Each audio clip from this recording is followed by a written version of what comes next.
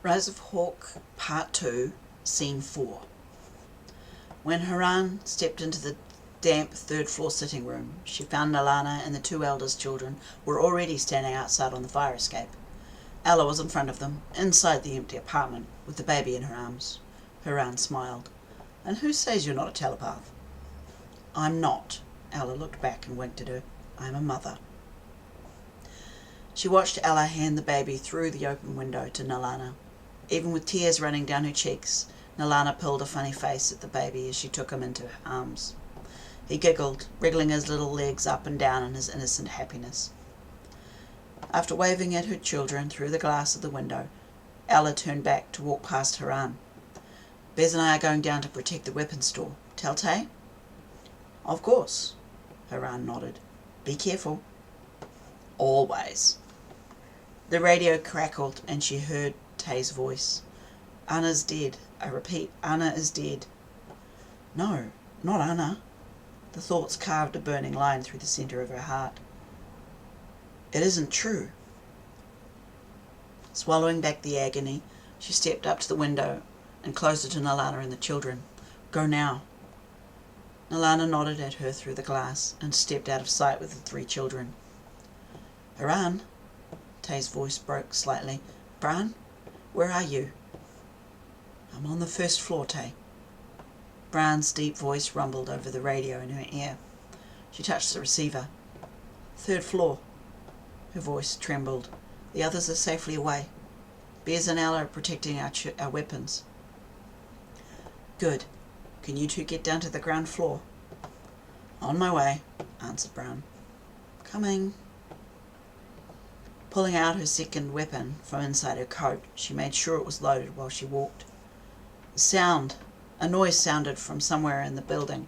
It was too quiet for her to identify it specifically, and she stopped in the doorway to listen. It sounded again, and she realized it was the silenced shot. "Tay, shots fired. I'm en route." Closing the door behind her, she ran out into the dingy hallway towards the stairwell. "Where?" Tay's voice was flat. "I'm not sure. Second floor?" "On my way." Haran leaned on the heavy stairwell doors and jogged down to the second story. Her fingers gripped the door handle as another shot fired somewhere below her. She touched her earpiece. "Tay, did you hear that one?" "Yeah, right above me. I'm checking it out." "Copy," she answered as she pushed through into the corridor beyond. Haran looked down the grimy hall towards one fairly dry and safe area of the building where they lived. A body lay in front of the apartment door, but in the dim light she couldn't pick their identity yet. The person lay face down as if they'd been running when they fell. Cautiously she walked towards them. The figure had dark, unkempt hair and broad shoulders. She crouched down next to them to check their pulse, hoping it wasn't who it looked like. It was a very definite gunshot wound to the middle of their back, and no heartbeat. She pushed their hair from her face. "Tay?" Haran's bottom lip twitched. "I've just found Bez." "Ella?" A tear dropped down her cheek and fell into Bez's dark hair. "I don't know yet." She crouched there for a moment so she could control the rising panic and grief in her. It wasn't time to be grieving, and panicking certainly wouldn't help them survive either. She had to be cold and focused if they were going to get out of this alive. She swallowed, wiped her face of tears, and got to her feet. The door was slightly ajar, and through the gap she saw another body lying close. She put one hand on the door and took a deep breath before she pushed it open. Her gun followed her eyes as she looked quickly around the large space that served as their living room. To her left stood the open-plan kitchen. The space in front of the kitchen was clear. Her eyes followed around from left to right, over the couches along the walls, past closed doors in front of her, more couches with children's toys scattered over the floor, and to the far right, the closed bathroom doors. It seemed clear. Ella lay on her back, with a surprised look on her pale face, and a tidy round bullet wound in the exact centre of her forehead. Her arm touched the radio. "Tay," her voice cracked, and she swallowed. "I found Ella." Grief swelled into her, and she covered her mouth with one hand. "Level 1, now. Be cautious." Tay's voice was whispered, and he sounded very afraid. His fear was enough to trigger her own, and she used it to suppress the grief for a little while longer. Getting to her feet and wiping her face again, she turned out of their living quarters. Pacing quickly out of the apartment and down to the stairwell, she refused to look back even once. Any more grief or fear, and she'd be useless to Tay in hunting this assassin. Leaning on the first floor door, she opened it, only just wide enough to look in. Talon sat on the ground next to Bran's body. He looked up at her, a line of tears hovering his dark blue eyes, and she knew, without needing to be an empath, that he was just as scared and grief-stricken as her. A little tense smile passed between them, and she stepped through. Old Bran lay on his back. He looked as if he was asleep, but at the same time as if he wasn't quite real. Her bottom lip twitched a little, and she reached to brush the old man's pepper-grey hair from his face. Even dead, he still looked mildly grumpy. "I think the assassin is on this level," Tay whispered. "She'll have to come through here to get out. We'll go one room at a time. Got it?" She nodded. They made their way past Bran to the nearest door, counting silently down from 3 with his fingers. Tay got to 1 and opened the door wide. They stepped inside. Tay turned right and she turned left. Vivid green eyes met hers over the barrel of a silenced weapon. There was a flash, and something dove deep inside her aunt's chest, knocking the breath from her lungs. She let out a pained, choking sound instead of the scream of agony waiting in the back of her throat. Then she fell numbly back as everything faded into a sticky, cold darkness. Scene 5. Dusk. A few blocks south, at Nama Ree's building. Nama dumped the last box into the pile he'd made next to the building entrance. Outside, a backfire sounded through the open door. It faded into the familiar rumbling, temperamental engine of the monastery van. He enjoyed the visits from Father Andrew. The old man had a dry wit and a gentle soul. He also had a soft spot for Nama's homemade rum that made the company profitable as well as enjoyable. Stepping outside, the early evening air was a mix of bloody cotton candy and shimmering stars against a cobalt blue. The orange-tinted light cast odd shadows on the street and painted the dark van an off-purple as it came to a jolting halt. The driver's side door opened, and a figure with startlingly blue eyes looked around the metal framing at him. The man was not Father Andrew. He was perhaps in his early 20s, younger than Nama, certainly. He had short, light brown hair, half obscured by an old leather jacket. The man wore the black and red robes of an apprentice priest. A friendly smile softened the man's square features. "You must be Nama." "And who are you?" Nama lifted his hands to his hips. "Where's Father Andrew?" The smile widened. "I am Father Owen. Father Andrew couldn't come, so he asked me to do the deliveries for him." Nama lifted an eyebrow at the priest. "Why didn't Andrew send up a red flag? You could be anyone. No, you could be an agent for all we know." The man's smile dropped as he stepped back and crossed his arms over his chest. "I'm sure if he'd known it was such a problem, he would have." Nama stared suspiciously at the man for a few moments, unsure whether he should send him on his way just to be safe, or to shrug and get on with it. After a few breaths of thinking, he shrugged. Andrew wouldn't give the van keys to anyone but another priest, so it was probably safe. Besides, this man didn't have the look of an agent. There was no darkness in his eyes, stiffness in his motion, and no mental shield, artificial or otherwise, to hide the thoughts that mirrored his story. Nama flicked his head towards the doorway. "Fine. Give me a hand with these boxes." Together they ferried the 10 or so boxes of cathedral supplies into the old van. A comfortable silence settled into the space between them. There was a sense of quiet peace about the young man that Nama couldn't help but like. His surface thoughts were quiet, a rare quality in non-telepaths, which enabled Nama to just work without having to focus on blocking out the noise.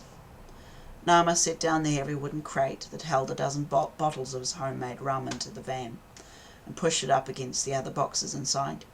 The young priest, whose name he'd already forgotten, came up behind him with the last box, so Nama moved out of the way and leaned casually on the van. "So what kept Father Andrew from coming himself?" Man pushed his own box into the van and shrugged. I'm not sure. Some meeting with another head priest from Araman, I think. Well, next time... Nama! Nama! He turned away and saw Nalana running down the street towards him, baby in her arms and Ella's two eldest children in tow. Stepping away from the priest, he called out to her, "Nalana, what's happened? We need help." Tears ran down the young woman's face, and in her arms the baby was grizzling fearfully. "Someone attacked us. They killed the twins. I don't know who. We didn't see anything." A breath of shock escaped him. "The twins?" Her bottom lip trembled and she nodded. Swallowing a suddenly rising ball of grief, he turned back to face the priest. "Tell Andrew the bottles with the red lids are his." Swallowing again, he ignored the shake in his voice. "And tell him the next time he sends someone new for deliveries to give us a heads up. If anyone else but me had been here, you would have been shot." Not waiting for a response, Nama turned from the priest and collected Nalana by the elbow. Scene 6. Emerald green eyes stared icily at Talon over the extended barrel of her weapon. The assassin's shooting arm was wounded, but she held her gun steadily. It was as if she didn't feel pain at all. Tay looked over his own gun barrel at the strange girl, feeling very unsure about how he could possibly survive this. "My mission is complete." Her tone was icy cold. "Let me pass and you will live." "You have killed everyone." His voice shook slightly in his fear. "How can I believe you?" "You're not hearing me. My mission does not include you, and neither does it include the girl who escaped down the southwest fire escape, or the 3 children with her. Unless you make me, I will not kill you. I am simply giving you the chance to survive." Tay was unsure if she was tricking him into lowering his guard, or if she was genuine. He decided it was better to err on the side of caution. I don't believe you." The moment he said it, he felt a terrible pain in his head, as if someone had thrust a thick, burning rod through his temples and into the centre of his brain. He let out a yell of agony. The gun fell from his hands and he dropped to his knees.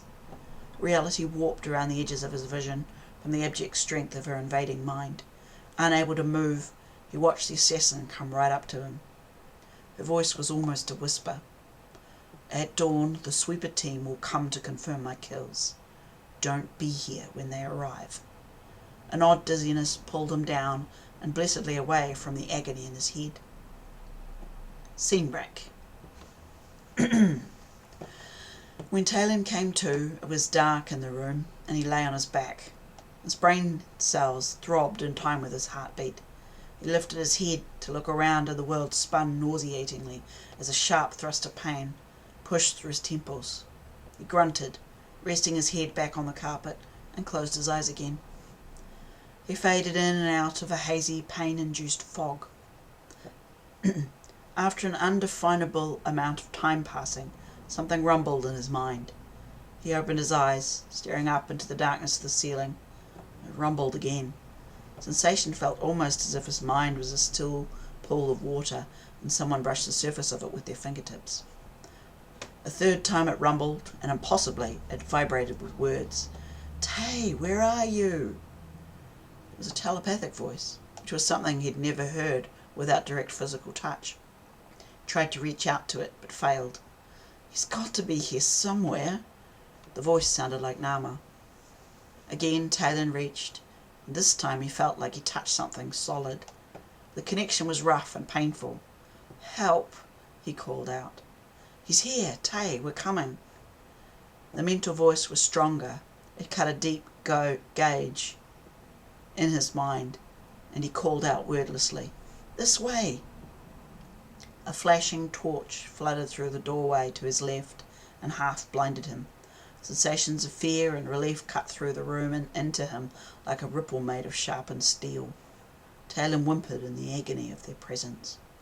"Thank divinity, Talon. I thought we'd never find you." His voice came out broken and pained. "Nala?" "Yes, hun, I'm here. So is Nama. Are you shot?" "No, my head. It hurts so bad." He whimpered again and closed his eyes. "Stay with me, Talon." Someone else came into the room. They spoke, but he couldn't understand the words. Hot, green flames of agonized grief came towards him, burning his mind and heart with just their presence. He cried out, begging the grief to go away from him, to get away from him. His mind reached a line of agony, and unable to handle it any longer, he felt himself fade away into nothingness.